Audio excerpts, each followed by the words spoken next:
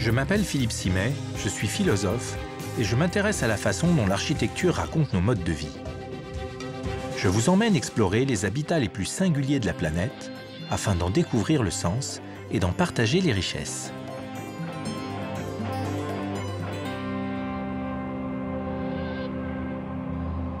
Tokyo, mégapole de 38 millions d'habitants, est souvent décrite comme chaotique et déconcertante. La ville apparaît en effet comme une nébuleuse d'immeubles ultramodernes et de petites maisons individuelles, imbriquées un peu comme des pièces de Lego, agrégées sans cohérence apparente. 2 fois rayée de la carte, en 1923 suite à un terrible séisme, puis en 1945 sous les bombardements de l'armée américaine, Tokyo renaît à chaque fois de ses cendres et depuis semble se réinventer en permanence pour répondre à son furieux besoin d'expansion.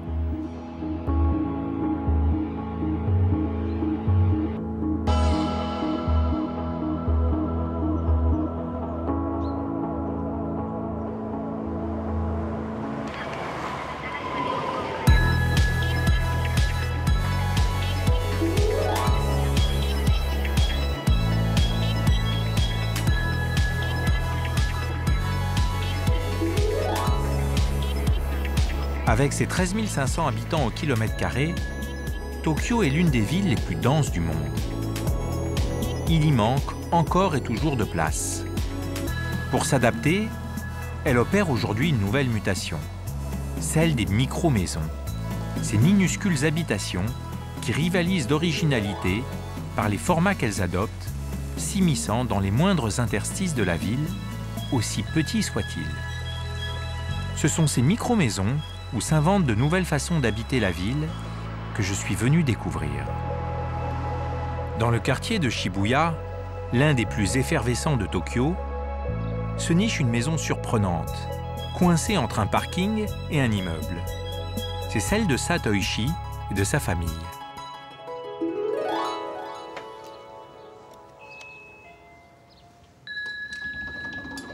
Satoshi, bonjour. Bonjour Philippe. C'est fou cette façade. Hein. J'ai à peine la place d'étendre les bras. Ouais. C'est tout petit, mais sur le côté, c'est beaucoup plus grand. Je vous en prie, entrez. Merci, merci. Waouh. Bienvenue. C'est fou, hein, parce que depuis la façade, on a l'impression que la maison est très étroite, alors qu'en fait, à l'intérieur, il y a beaucoup d'espace. Le salon, et puis il y a même un jardin, hein, je m'y attendais pas vraiment. C'est très petit, mais en plus de ce niveau, il y a un sous-sol et un étage. L'endroit dont je suis le plus fier, c'est la salle de bain à l'étage. Merci.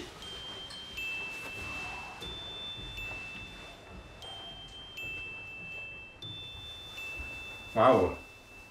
Ici, c'est l'endroit dont je suis le plus fier. Ah ouais. Mais pourquoi la salle de bain? C'est un peu étonnant. Cette baignoire est comme un bain extérieur. Elle a un lien avec l'extérieur. Le matin, c'est très ensoleillé, je prends un bain très chaud et je suis en forme pour le travail. Le soir, je me détends et puis je peux aussi écouter de la musique, le chant des oiseaux, le murmure d'une rivière. Et j'oublie tout. C'est un endroit génial.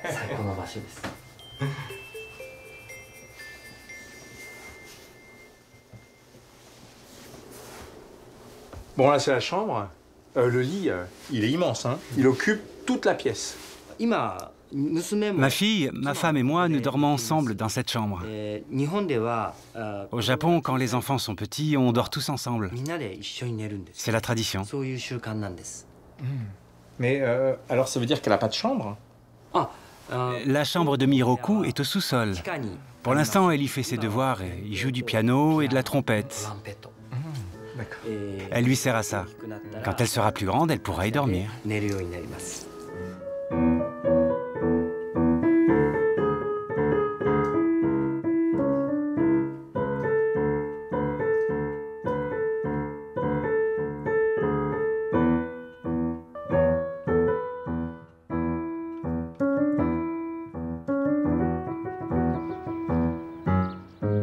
Je suis franchement stupéfait par la forme de votre maison. Je trouve ça fou qu'à Tokyo, on puisse construire sur des terrains aussi étroits. Le terrain fait 59 mètres carrés.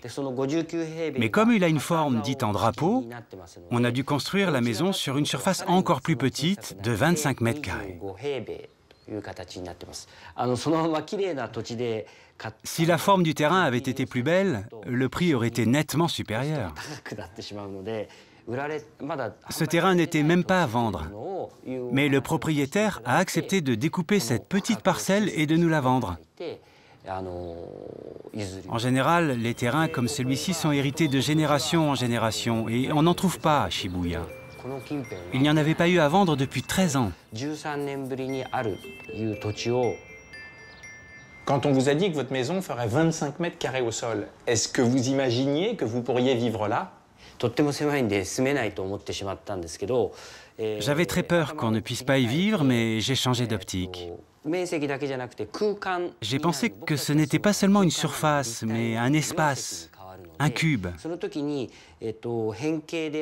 Alors, même si la surface est petite, en superposant des blocs comme des Legos, on aurait une maison à 3 niveaux et les 25 mètres carrés se transformeraient en 80 mètres carrés. Ces surfaces très étroites, ça oblige à être hyper fonctionnel pour gagner de la place. Et en même temps, vous savez construire votre maison autour de ces grands espaces vides, ce qui est un petit peu paradoxal. Pour nous, habiter ici, ce n'était pas seulement manger et dormir. Notre idée était d'allier beauté et fonctionnalité pour profiter de la vie.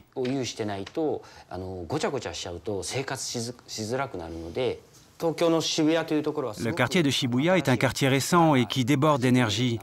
On peut aller dans ces endroits où il y a de la tension et rentrer ici. On revient ici, on peut se détendre. On a réussi à avoir ces deux choses-là et pour moi, c'est un trésor. Pour moi, ces micro-maisons sont vraiment comme des interrupteurs. Elles nous permettent de nous brancher à l'énergie urbaine, d'être traversés par son électricité et en même temps de s'en débrancher quand on sent que l'intensité est trop forte. Tu veux des biscuits? Je vais te faire chauffer du lait. Vous voulez un café? Ah oui, je veux bien, merci. Ça va pas être facile, là. Ah oui. Non, mais sinon, je prends un thé. Elle prend ses aises. Il faut appuyer sur ce bouton, le gros. Elle ne bouge même pas. Merci. Merci beaucoup. Je vous en prie. Alors là, si je comprends bien, on est à la fois dans la cuisine, dans la salle à manger et dans le salon. Ici, c'est la cuisine. Mais on peut la dissimuler grâce à ces panneaux coulissants.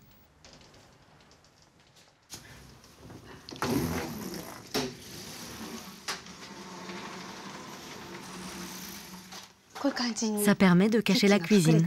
Ah oui. Ah, c'est vraiment pratique, hein. Alors, quand est-ce que vous décidez d'ouvrir ou de fermer le rideau? Quand j'ai des invités et que j'ai un peu honte du désordre, je referme les panneaux, comme s'il n'y avait rien. De cette façon, avec la cuisine fermée, le salon est plus élégant et on peut se mettre à l'aise.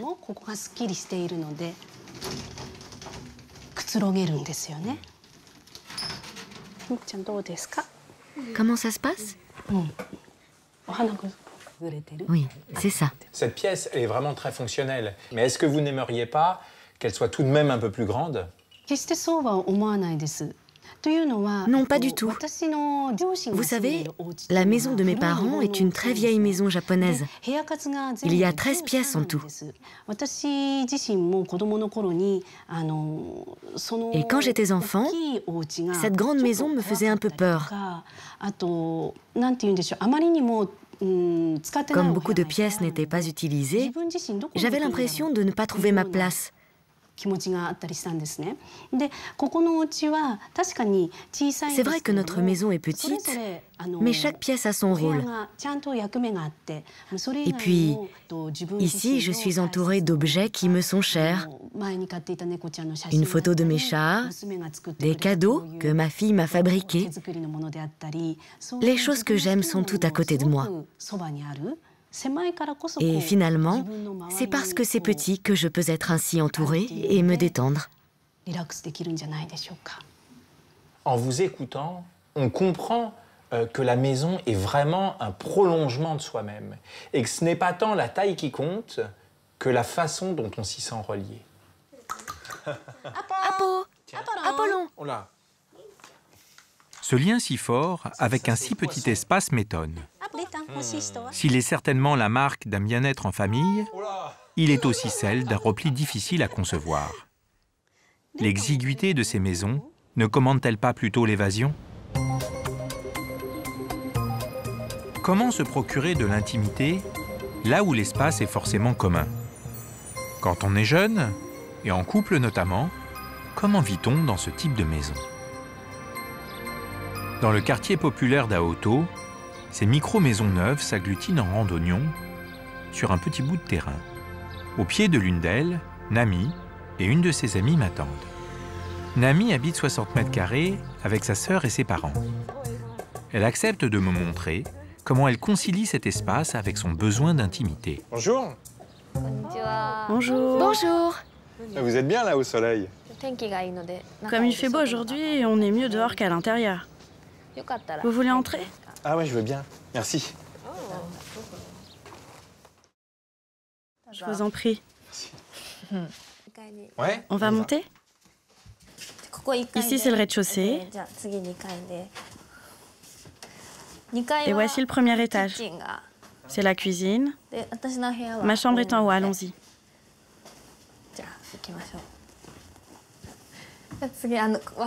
Ici, c'est ma chambre.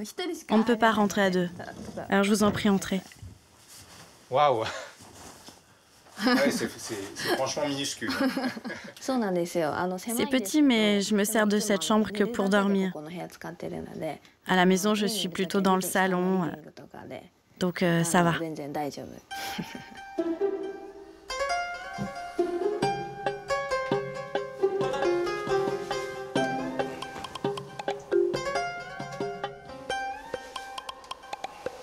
Vous êtes une jeune femme de 28 ans, vous travaillez et vous habitez encore chez vos parents dans une toute petite maison. Alors moi, j'ai un peu du mal à comprendre comment vous vivez ici. Au Japon, même quand on a plus de 20 ans, comme moi, c'est très fréquent de vivre encore avec ses parents, jusqu'à ce qu'on se marie, par exemple. Je ne suis pas une exception. Est-ce que vous ne souffrez pas de vivre dans des toutes petites surfaces, une petite salle de bain, une petite cuisine, une toute petite chambre?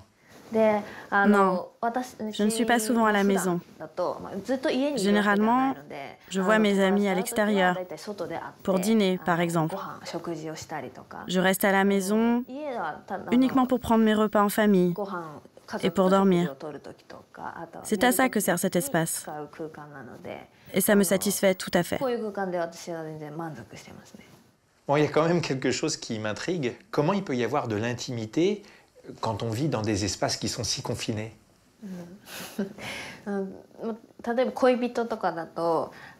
Avec son amoureux, plutôt que de le faire venir à la maison, on lui donne rendez-vous à l'extérieur. On peut aller au Love Hotel, par exemple. Beaucoup de gens vivent de cette façon, je pense. Si on ne dispose que d'une douche et qu'on a envie de prendre un bain, alors on va dans les bains publics. Si on ne peut pas avoir de chat, alors on peut aller dans un café à chat pour s'amuser avec un chat. Et si c'est trop petit chez nous pour lire, on va dans un café manga. On se débrouille de cette façon. C'est là. Ah, c'est là? Oui, là.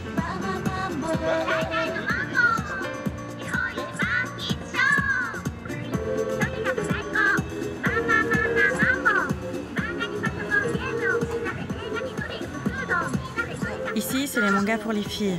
Et là, pour les garçons. Ah oui, là c'est pour les filles, et donc là, c'est les mangas pour les garçons.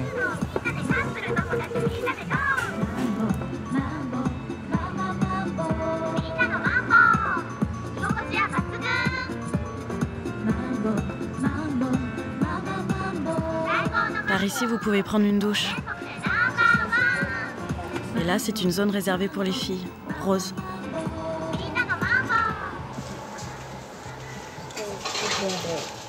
Ici, on peut lire, on peut aller sur Internet. Quand on rate le dernier métro, on peut aussi dormir ici, faire sa toilette ou prendre une douche. Bon, je vais aller lire mon manga. Au revoir.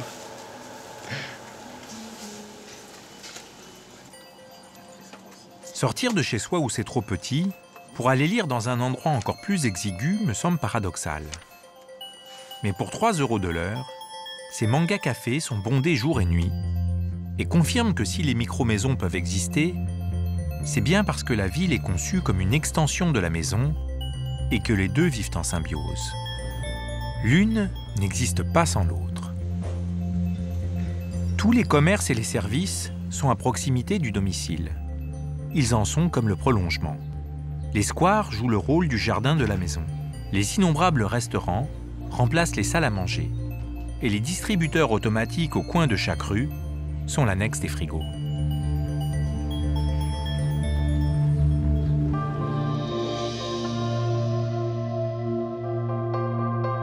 L'œil désormais plus aiguisé, je constate que ces micro-maisons sont partout présentes.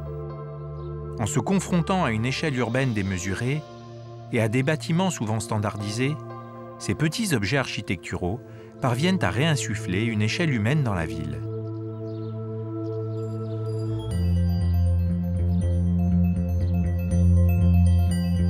L'espace urbain devient en quelque sorte domestiqué, ce qui confère à la rue un aspect bricolé et ludique. J'ai rendez-vous avec l'architecte Manabu Naya, qui a construit à Shibuya l'une des plus petites maisons qu'il soit possible d'imaginer. 16 mètres carrés au sol. Avec lui, j'espère mieux comprendre l'organisation urbaine de Tokyo, qui concilie ces deux univers antagonistes, du micro-habitat et du gigantisme. Ce qui me fascine ici à Tokyo, c'est qu'il n'y a pas deux habitations identiques. Elles ont toutes des formes et des tailles complètement différentes. Et on ne comprend même pas en fait, comment elles sont implantées sur le terrain. Alors parfois, ça donne un sentiment un peu de chaos. Après la Seconde Guerre mondiale, le Japon était un champ de ruines. Et il n'y avait presque pas de plan d'urbanisme. Mais beaucoup de provinciaux sont venus s'installer à Tokyo. Et c'est devenu une mégalopole, une des plus grandes villes du monde. Comme le prix des terrains a lui aussi augmenté rapidement, les gens se sont mis à vouloir vivre en banlieue. Mais pour venir de banlieue, ça prend 1 heure ou 1 heure et demie, rien qu'à l'aller. Donc les trajets quotidiens pour aller travailler sont très longs. Alors les gens préfèrent vivre sur de plus petites parcelles en ville, celles de leurs parents par exemple. Ils y construisent des maisons verticales. Il y a beaucoup de maisons de ce genre. Mais comment est-il possible de trouver des terrains aussi petits ? Au Japon, la loi dit que la façade doit faire au minimum 2 mètres de large pour pouvoir construire. Mais la loi ne fixe pas la superficie minimale. Et on peut trouver des maisons de 15 mètres carrés au sol. En moyenne, à Tokyo, les gens cherchent un logement de 27 à 30 mètres carrés au sol. Par conséquent, on n'a pas d'autre choix que de construire en hauteur. Et c'est fou ces interstices entre toutes les maisons. Dans une ville qui a autant besoin d'espace, ça peut apparaître comme des mètres carrés de perdus. Au Japon, quand on construit une maison dans une zone résidentielle, la loi dit qu'il doit y avoir un espace d'au minimum 50 cm entre les maisons. Ainsi, l'air peut circuler et ça laisse passer au moins un peu la lumière.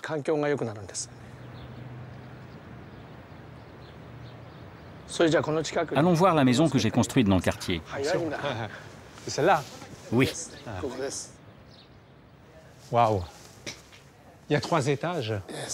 Oui, il y a 3 fenêtres. Moi, je ne pensais vraiment pas qu'on pouvait construire sur une surface aussi petite. La première fois que je suis venu ici pour rencontrer mon client, je suis passé devant sans voir ce terrain. Je suis revenu sur mes pas et quand je l'ai vu, j'ai vraiment été surpris. C'était tellement petit que j'ai éclaté de rire. On y va? Yes.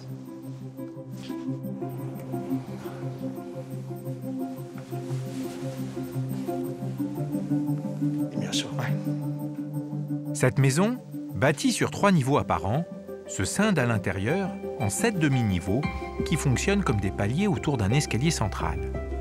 C'est très ingénieux. Mais Manabou ne veut pas s'y arrêter et me conduit directement sur le toit terrasse. Waouh! C'est incroyable. Incroyable.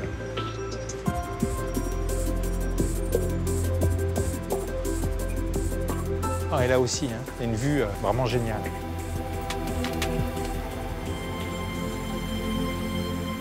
Ce qui est très étonnant sur cette terrasse, c'est qu'on réalise la petitesse de la surface constructible, alors que quand on est à l'intérieur de la maison, on l'oublie complètement. En architecture, il existe toutes sortes de techniques. Et ce n'est pas qu'une question de calcul. Pour qu'un espace exigu paraisse plus grand, il faut avant tout que les gens aient une impression d'espace. C'est ce que j'ai essayé de faire ici. Quand cette maison a été terminée et que je suis monté ici, je ne pensais pas voir un tel panorama urbain, car c'est rare à Tokyo. On est entouré de grands immeubles et on se croirait dans une plaine au milieu de la ville.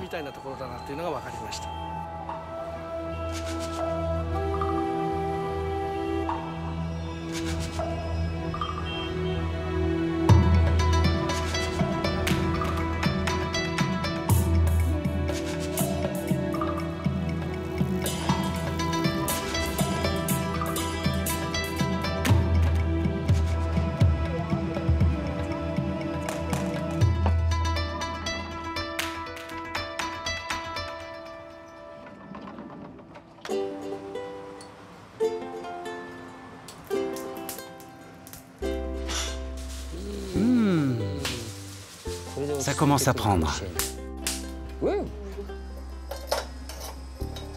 Qui dit micro-maison, dit aussi micro-barbecue, auquel m'invite Satoshi.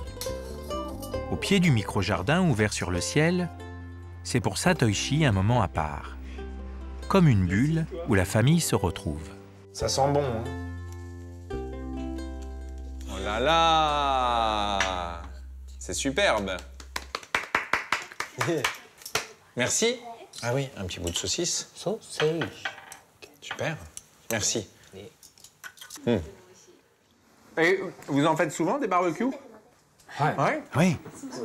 Oui, oui. On invite parfois des amis. C'est ça, des amis à elle. C'est quand même génial d'être en ville et de pouvoir faire un barbecue chez soi. Oh, avec du sel. Oui, c'est des fèves. Hé, il est doué avec les baguettes. Qu'est-ce qu'il y a? C'est magnifique. C'est difficile de prendre les fèves avec des baguettes. Au Japon, on s'entraîne à manier les baguettes avec les fèves. Oui, c'est l'entraînement. Moi, j'ai l'impression que votre micro-maison, au cœur de Tokyo, est comme un écrin qui préserve ce qui, pour vous, est le plus précieux, le plus intime. C'est exactement ça. J'ai voulu construire un espace où la famille pouvait se rapprocher. Au Japon, on a une expression pour exprimer cette façon de penser. Aretoke. Ke désigne le quotidien. Et quand le quotidien se prolonge et que la tension s'accumule, on finit par se salir. Et pour se laver de la saleté, il faut un lieu serein. C'est ainsi que je vois cette maison. Un lieu serein, un lieu où on se sent bien, un lieu où on est heureux. C'est l'esprit de la maison. 1, 2, 3, kanpai. Santé! Au terme de mon voyage, ces micro-maisons m'apparaissent riches d'enseignements. Face au manque de place dans la plupart des grandes villes du monde, elles constituent une alternative stimulante entre le logement collectif et le pavillon individuel. Mais ce qui retient surtout mon attention, c'est qu'elles se situent à l'opposé d'une production de masse qui a caractérisé le XXe siècle. Ces micro-maisons sont avant tout des objets culturels, faits sur mesure, pour des citadins qui ne veulent plus subir les désagréments de la grande ville, mais bénéficier de toutes les ressources qu'offre la vie métropolitaine.